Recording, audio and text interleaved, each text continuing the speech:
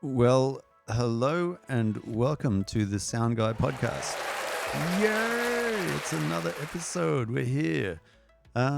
This one is going to be an interesting one. It's just a continuation of the quality podcast that I put together a few weeks ago. This is literally my fifth take on doing this. Oh my gosh. Normally I do one take and it's not too bad, but it's been really interesting to try to get this thing to the point where I'm kind of happy with it. I'm loving the sound, by the way. This is the Shure 55SH Series II microphone I'm talking on. It's got the same setting as the Rode pod mic, and I really like the sound of it as well. It's probably more to do with the Rodecaster video sound processing, but the microphone, ooh, love it. It's about the same dimensions, weight, mass, technical aspects of the Rode pod mic, but I just love the look of it. Look at that chrome, that brushed chrome look. Awesome. Okay, so look, I've got some notes here. I want to make it kind of short, so we're not going to waste too much time on going over things we've already spoken about with quality. But it's I think it's a really important aspect of on-set sound recording full stop, like just across the board. Yeah, to get a good quality sound takes time and effort. Let's go through the notes. Here we go. So I don't know if you've had this ever happen to you when you ask what are your requirements for the sound on your movie or whatever it is that you're recording, and then you just get crickets. You get nothing. Or they say, well, I just want sound in a WAV file. Can you do me that? Get me the sound in a WAV file. What? Like they're very, very broad kind of requirements. And I had that happen to me recently where I was trying to put a requirements list together and understand what it was the producer of a movie wanted from sound recording on set. And that's what I got. Just make it a WAV file. It's fine. So there's so many things that could go wrong with that. Now, I know most people are time poor, so it takes a lot of effort to go into understanding what your requirements might be. And it's just in your mind, I could imagine, or in anyone's mind, when someone asks, what is it that you want? You just want to cut to the chase and say, look, I know what I want. Just do it. I don't care too much about this. It's a basic thing. Just do the sound, and then we'll worry about it later.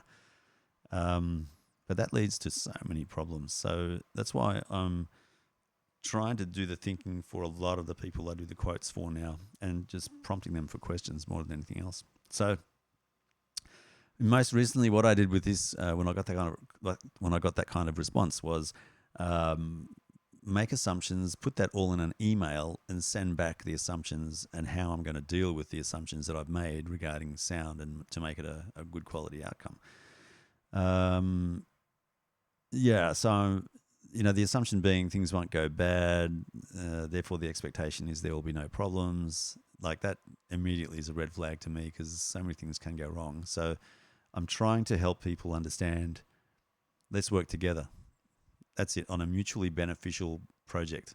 I'll help you, you help me to help you. That's kind of it. So a lot of people are resistant to this for lots of different reasons, and some of them include, what if things go bad? I don't want to be the one holding the bag saying it's gone wrong. Now I've got to fix it. I want to be able to kind of abrogate that responsibility or parcel that off to someone else, so I can just say, get the work done. I don't care how you do it, just do it, and do it well. And I get that. Like that's an important aspect of any kind of endeavor. You want to get a good outcome with least effort. So I totally get that. But at the same time, you got to help me. I want to help you to help me to help you. So unfortunately, if you don't go to that extra effort to try and think about what could go wrong, like pre-planning, then things often do go wrong, and then you got to sort that out, and it's really hard later. So I try to do all of that pre-planning up front to avoid things that could go wrong in the future.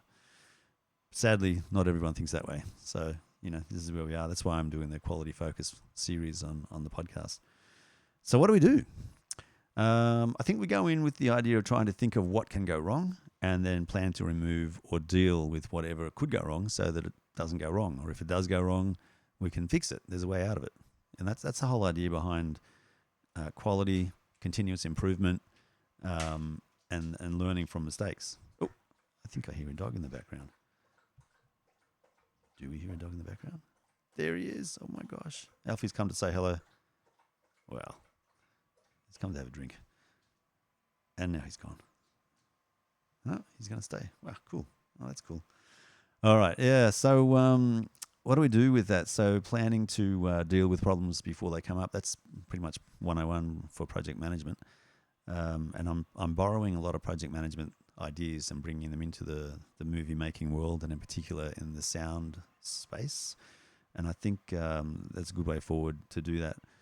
And the things that we're talking about, we can apply them to pretty much any project or any endeavor, because it's all about trying to remove risk or bad things from happening. And then if they do appear, what to do to tackle that.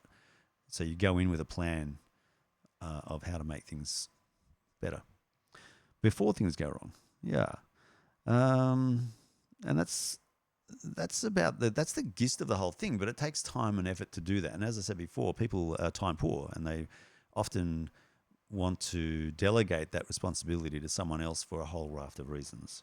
Yeah.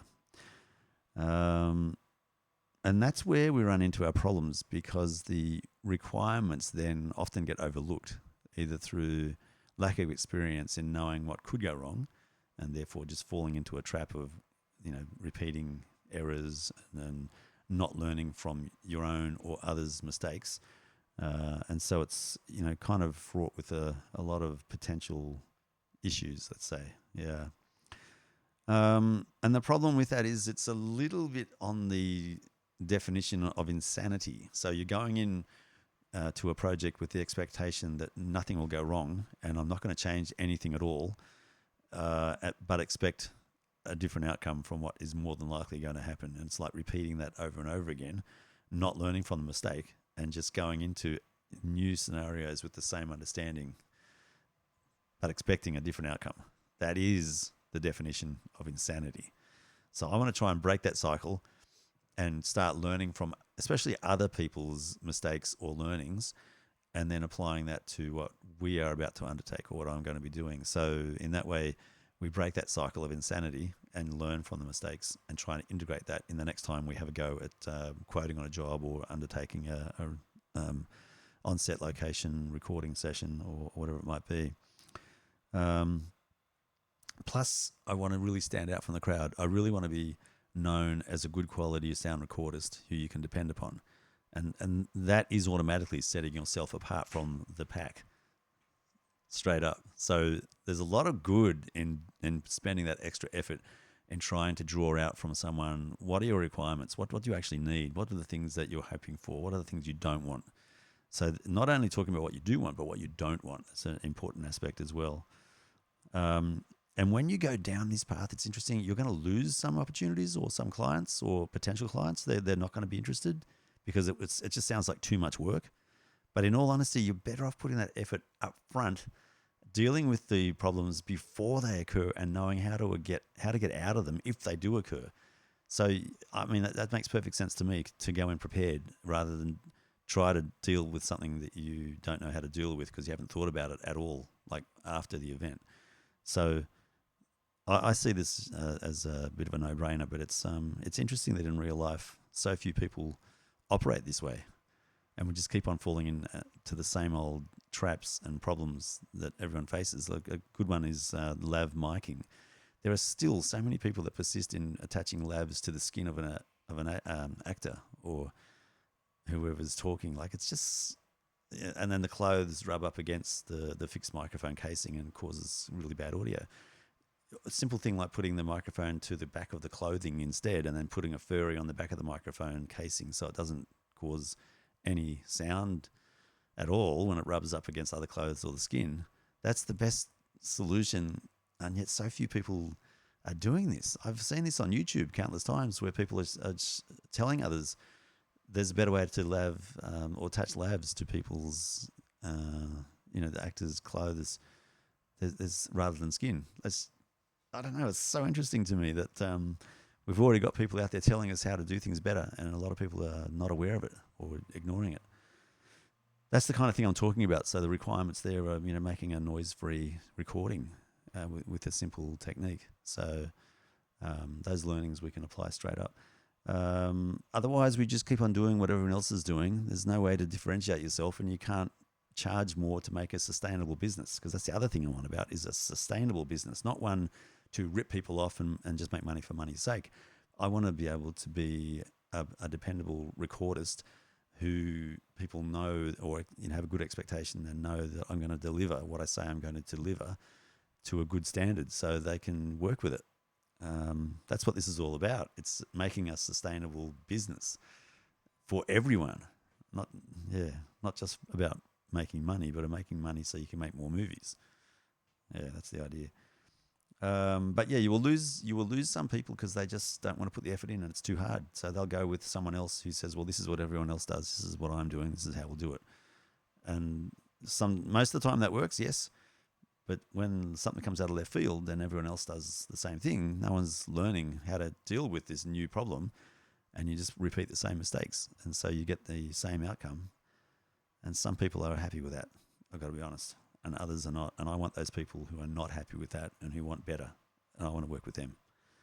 So yeah, I'm preparing myself, and I think you should prepare yourself too for rejection from people, and treat it as a blessing, because you probably don't want to work with those people. If they have zero time and effort to try to mitigate problems before they occur, they're more than likely going to be very upset when things do go wrong, and be a bit unrealistic in terms of resolving that after the effect. So it's a blessing in disguise. It's a way to filter out people you want to work with from people you don't want to work with.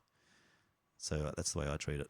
It sounds a bit harsh and it sounds a little bit counterintuitive, but I think that's the best approach, is to really try to filter out people you don't want to work with and find those people you do want to work with. This is one of the best ways to do that, because you're doing it all up front.